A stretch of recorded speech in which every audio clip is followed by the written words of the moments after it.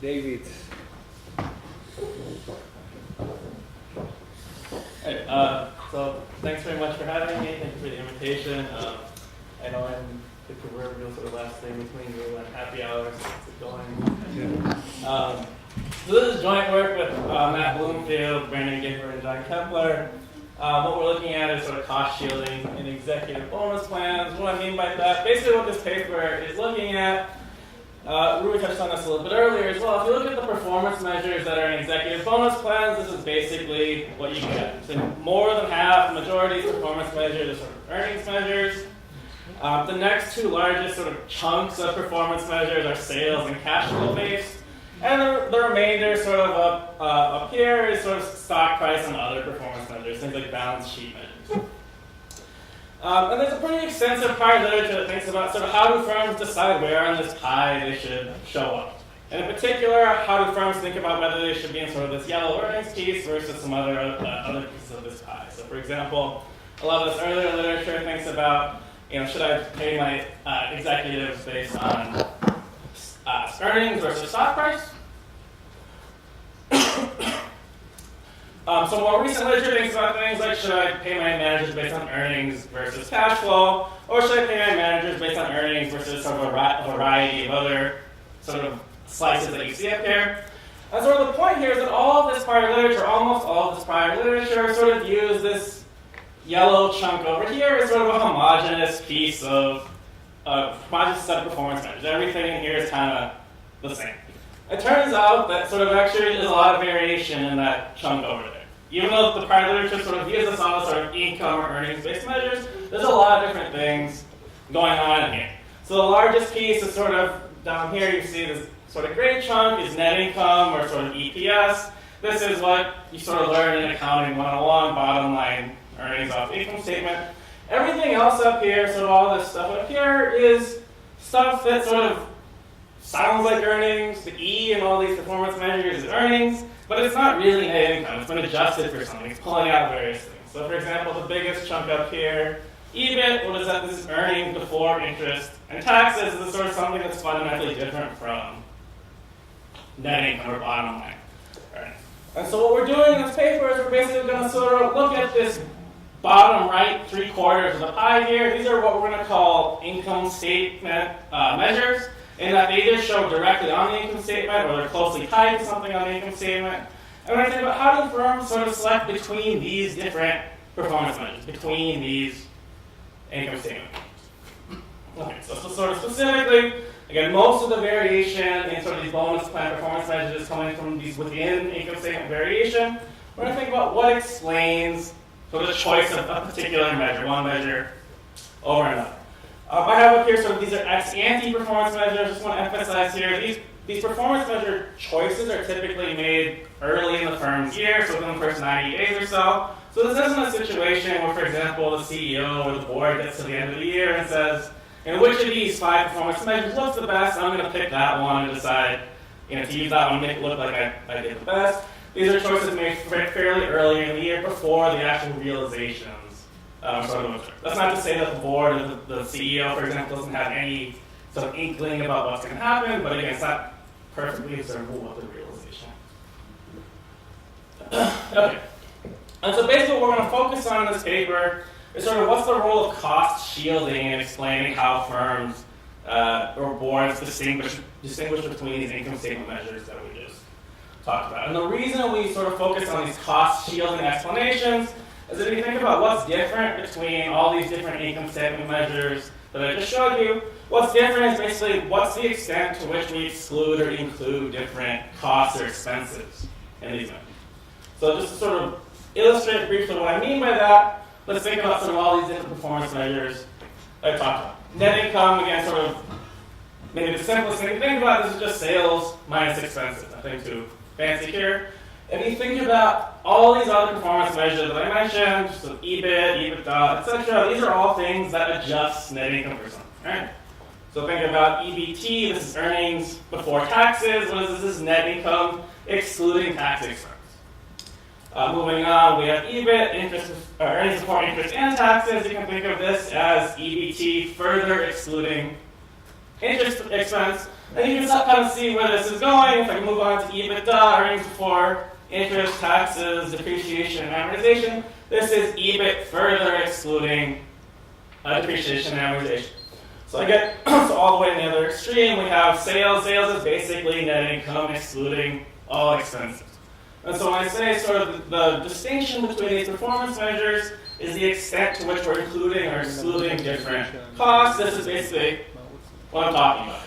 And sort of, moreover, not just is there variation in how much costs we're excluding here, there's a pretty nice kind of hierarchy, right? It's not, in one case we're excluding one expense, in another case we're excluding a totally different set of expenses. As I sort of move down the picture here, there's greater exclusion of costs, there's more cost shielding. So this is sort of the basic idea in this paper.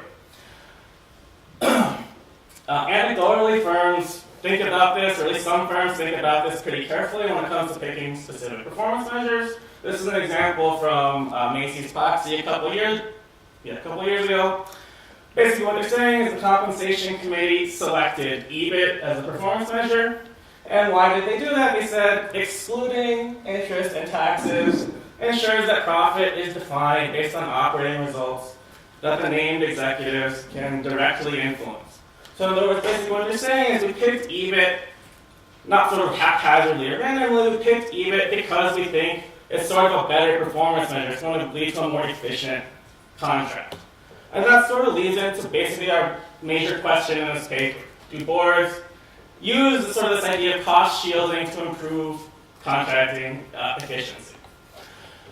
And we're going to look at this question in sort of three basic settings. The first, we're going to look at sort of if boards use cost shielding to sort of shield executives from noisy costs. This is a pretty sort of classic prediction in the contracting literature. Nothing sort of earth-shattering here. Sort of one of the reasons we start by looking at this is because this has been looked at in a lot of different settings, because it's sort of widely established. This helps validate our empirical cost shielding measures. If we found absolutely nothing with noisy costs, we might be concerned sort of the way we're thinking about things, the way we're constructing our variables might be a little bit flawed. The second setting we're going to look at is this idea of sort of temporal mismatches between costs and benefits of investments. And the idea here is if you think about sort of the temporal profile of a typical investment, the idea is I kind of pay now and hopefully I receive benefits in the future. Those benefits are kind of uncertain. This can create some incentives for sort of myopic behavior to the extent that an executive is being evaluated today, is going to be sort of punished today for costs that are incurred today. And there's a lot of uncertainty regarding whether in the future sort of any benefits are going to sort of balance out those costs. Both because it's not clear whether the investment itself is going to pay off, and also it's not clear whether the manager will be there to receive those benefits even if the project does ultimately pay. And sort of the third setting we're going to look at, again, sort of related to timing issues, but this is a slightly different sort of spin on it. The idea here is that if you think about, again, sort of the cost profile of a lot of investments, I might make an investment today, but I'm going to bear the cost of those investments for many years into the future. So depreciation is a classic example of this. If I buy something like a machine or a piece of equipment today, I might be depreciating it over the next 10 years. The manager might not be there for the next 10 years, and so a sort of common situation is that a manager who's hired today might sort of inherit a lot of these, some kind of sunk or legacy costs from previous management. And to the extent that sort of these historical costs are not particularly informative about the manager's actions, or the current manager didn't have control over those investments, then it makes sense to shield the executive from those costs as well. So we're basically going to look at whether boards use cost shielding to sort of reduce the contracting friction from these three different settings. As far as what we find, basic answer is yes. Okay. So noisy costs, yes, we find more cost shielding when expenses are more volatile. For the temporal mismatches, we find more cost shielding basically for younger firms, firms with more growth opportunities, more newer products, things like this. Basically firms that sort of have more new investments going on. And regarding sort of legacy costs or costs tied to previous management, we find more cost shielding for executives earlier in their tenure, or those cost shielding decreases with executive tenure. Okay, so those are the main findings of the paper. I want to talk a little bit more about sort of where we get there, what we're measuring specifically. In terms of measuring cost shielding, what we do here, we're using the same incentive ladder data here that Rue was talking about earlier. Basically what we do is for each performance measure included in a bonus plan, we assign it this categorical variable based on the level of cost shielding present in that performance measure. So this is sort of similar to the hierarchy I showed you before. Net income, we said sort of has zero cost shielding and includes all expenses. We say net income is 0. EBIT excludes more costs than net income. We say EBIT is 1. EBITDA excludes more costs than EBIT. We say EBITDA is 2, and so on down to sales is number 3. For the purposes of this analysis, I've left out EBT or pre-tax income. That's just because that's the sort of rarest performance measure in our data. We've also run sort of everything, including that, and our inferences are basically the same. Okay, so what we do, once we have these categorical variables for each individual performance measure in the bonus plan, is to create a firm year sort of summary cost shielding measure. We take the firm year average of these things. So you can see a couple examples down at the bottom here. If a firm is paying its CEO based purely on net income, the firm year average would be 0. If it's paying the CEO purely based on sales, we would say that the cost shielding is 3. And sort of if the firm is paying the CEO based on both sales and net income, then we're going to take the average. That's sort of the 1.5 that you see here, average of 0 and 3. This is basically sort of implicitly assuming equal weighting between the performance measures in the bonus plan. We recognize this is sort of a fairly simple, crude assumption. We do a bunch of robustness tests, which hopefully I'll time to talk about a little bit more later, to sort of hopefully show that that's not a critical assumption in what we find. So we use a lot of other sort of variable constructions here to show that even if we use these maybe more sophisticated or accurate constructions, we still get the same basic results. Okay, so what do we do sort of in terms of empirical tests? Nothing too fancy here. Basically, we're going to take this summary cost shielding measure that I mentioned, and we're going to regress it on sort of a variety of measures of contracting value in each of sort of the 3 dimensions that I mentioned before. Noisy costs, temporal mismatches between costs and benefits, and sort of these legacy costs or uncontrollable costs. In addition to that, so that's sort of equation 1 up here. In addition to that, we're going to regress indicators for the individual performance measures. So an indicator for whether the firm uses a sales metric, an indicator for whether the firm uses an EBITDA metric, and so forth. Sort of equation 2 up here. The reason for that is it gives us a little bit more insight into where specifically are our results coming from with regards to our summary cost shielding. So are we finding sort of changes in cost shielding because of changes in sales usage, changes in EBITDA usage, and so forth? So our basic measures for each of these sort of 3 dimensions that I mentioned before, for noisy costs, I touched on before, we're basically going to look at volatility of various expenses on the income statement. For these temporal mismatches, again, we're going to primarily use sort of measures of growth opportunities, new product launches, things like this. And lastly, again, for the costs tied to previous management or sort of lack of controllability, we look at executive tenure and we look at turnover to sort of isolate circumstances where the current CEO is likely to have little responsibility or control over sort of the current cost structure. Okay. So our basic results here, this is for noisy costs.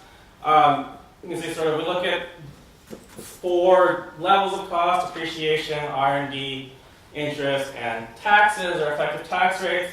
I can say in general here, not across all 4 measures, but at least for most of them, we find that cost shielding increases as sort of noise or volatility in the performance measure increases. Maybe more interestingly, more importantly for this slide, if we look across sort of the individual performance measures here, what we find is if we look at depreciation, for example, firms seem to exclude or pick the performance measures that specifically exclude the expense that we're looking at. So for example, if we think about depreciation volatility here, there's 2 of these performance measures up here that exclude depreciation, and those would be EBITDA and sales. Firms are more likely to use those performance measures when depreciation is more volatile. There are two performance measures that include depreciation and do not shield managers from depreciation. Those are EBIT and earnings up here. Boards are more likely to exclude or not use those performance measures when depreciation is more volatile. So it's not sort of just a random increase in cost shielding. It really seems to be tied to the specific expense volatility that we're focused on here. With regards to sort of timing of costs and benefits, again, so the first sort of proxy we look at here for these timing mismatches is sort of two kind of classic measures of growth opportunities here, sales growth and book to market. And again, we find sort of as these investment opportunities increase, the sort of growth opportunities are greater, firms implement more cost shielding in their bonus plans. And in this case, there's a fairly monotonic relation as we sort of look across the individual performance measures. Basically what's happening here is it seems like firms are kind of walking up the income statement as growth opportunities increase. We look at our sort of second set of proxies here, percentage of new products within the firm. So this is sort of a measure of how much new product activity is going on, as well as firm age. It's kind of a measure of firm life cycle here. Again, we find sort of younger firms that are issuing or launching more new products, investing in more new product development, again, implement more cost shielding. And again, this seems to be a fairly monotonic effect here in terms of moving up the income statement as our investment sort of activity increases. Thirdly, in terms of sort of controllability or these legacy costs, I mentioned we look at CEO tenure. Specifically what we do is we sort of break CEO tenure up into 3-year buckets. So we look at CEO tenure from 0 to 2 years, 3 to 5 years, and 6 to 8 years. So the sort of omitted group here would be the longest tenured CEOs, CEOs with more than 9 years of tenure. And again, we find sort of this monotonic decrease in cost shielding as tenure increases. So the most recently hired CEOs have the most cost shielding. This declines over the CEO's tenure, sort of as the CEO presumably receives more responsibility over the firm's cost structure. So a CEO who's been there 9 years doesn't have a lot of room to say, I wasn't responsible for the costs that are currently in place. A CEO that was just hired yesterday has a lot more sort of flexibility to make that point. How am I going to time? You go on, I look. So to try to sort of get into this mechanism in a little bit more detail, the one thing we do with this tenure test is to split between internal and external hires. And again, the idea here is the mechanism we have in mind is that for managers that have sort of the least control over the existing cost structure, this is where the cost shielding should be most prominent. And so what we do is we split the sample into CEOs who are external hires versus those who are sort of internally promoted. So this right column here is CEOs who are externally promoted. These are the sort of executives we think are least likely to bear responsibility for the cost structure. And what we find is sort of this decreasing cost shielding over tenure is really sort of pronounced in that particular subsample. These are the executives where we should see the least responsibility early in tenure for the current cost structure, and this is where we should see sort of the strongest decline over tenure. Okay, so again, so those are the basic results from sort of 3 settings that I mentioned before. What we do also is we look at a few additional analyses to try to again spell out the mechanism a little bit more clearly, as well as look at some robustness tests that I mentioned before. The first thing we're going to look at is CEO turnover as kind of a shock to contracting value. Basically what we're going to do is we're going to look at 2 sort of complementary CEO turnover settings. One sort of concern with our tenure test that I showed you before is tenure can change for a lot of reasons. We don't really know why tenure is moving around. We don't know why CEOs are leaving, things like that. We look at these CEO tenure tests to try to get a cleaner sense of what's the specific mechanism going on. And so the first thing we do is we hand collect data on CEO turnover that's due to sort of death or other health-related reasons. We do this because, admittedly, identification is not the strongest point of tables I showed you before. This is a setting where I think we sort of have a better argument for plausibly exogenous variation in tenure. It's very unlikely that some of these depth-related turnovers are sort of associated with firm or manager characteristics that are sort of also correlated with bonus plan design. And so if we find sort of a result in setting one here, we think it's more likely there does seem to be sort of a causal effect here with turnover and changes in cost shielding. The second setting we look at is forced CEO turnover. So this is not an exogenous turnover event, but what it is it's a setting where sort of the board has most clearly identified that whatever the previous CEO was doing was sort of a bad direction for the firm. It was unacceptable for the firm to continue going on in the direction.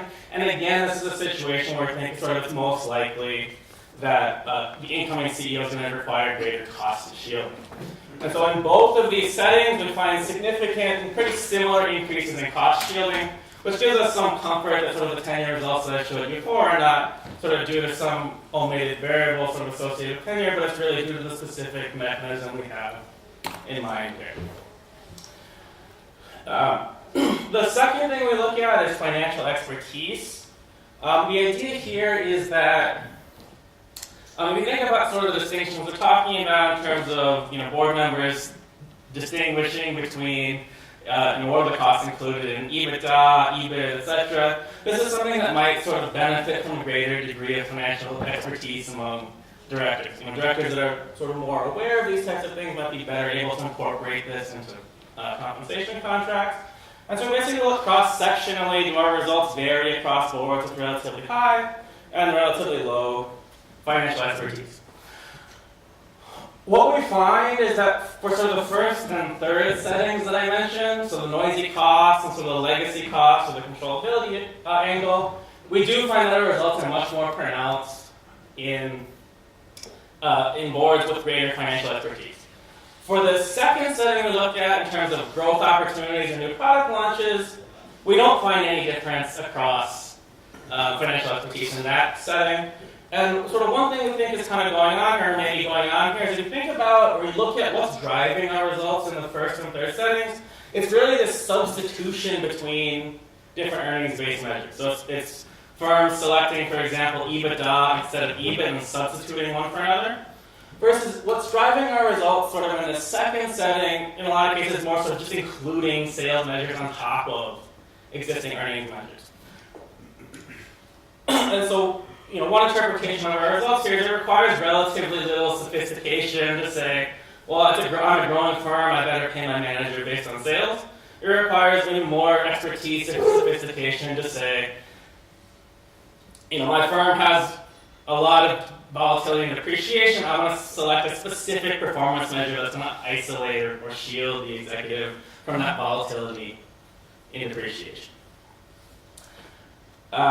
Okay, and then last, I just want to talk about a couple of robustness tests here. So I'm not going to go through all of these, but at the top here you can see, as I mentioned, we look at a lot of different sort of variable constructions for cost shielding rather than just the simple mean. Again, this just sort of gives comfort that our results are not driven purely based on this average assumption. One other thing I want to talk about is this point here, including fixed effects for the number of performance measures.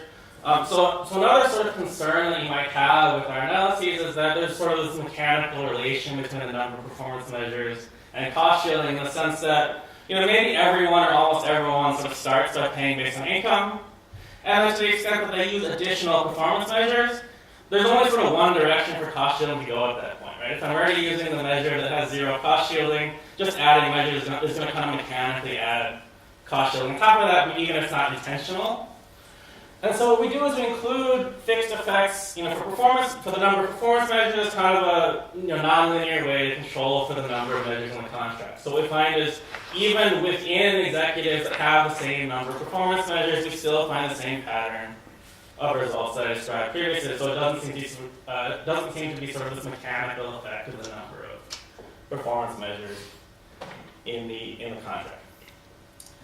And again, sort of collectively, we think this sort of gives us some comfort that our results are not driven by sort of specific research design choices that we've made. Okay, perfect. So just to wrap up, so what do we do here? We show that there's substantial sort of heterogeneity or differences in the performance measures that prior literature sort of classified as earnings-based or income-based. And we show that this is not sort of just random or haphazard variation between these different performance measures. We provide evidence that sort of the reason for this variation is that boards are sort of deliberately using bonus plans to focus executives' attention on sort of specific controllable objectives, and that they recognize the sort of deficiencies of specific income statement measures and design sort of the bonus plans accordingly. We also think that this sort of highlights an unexplored or underexplored benefit of directors' financial expertise, namely that sort of this financial expertise, at least in a couple of settings we look at, seems to enable more efficient contracting, which is sort of a different angle compared to the prior literature that mostly focuses on sort of directors' financial expertise as serving a greater monitoring role rather than sort of this incentive compatibility side. Okay, so thank you very much, and I look forward to your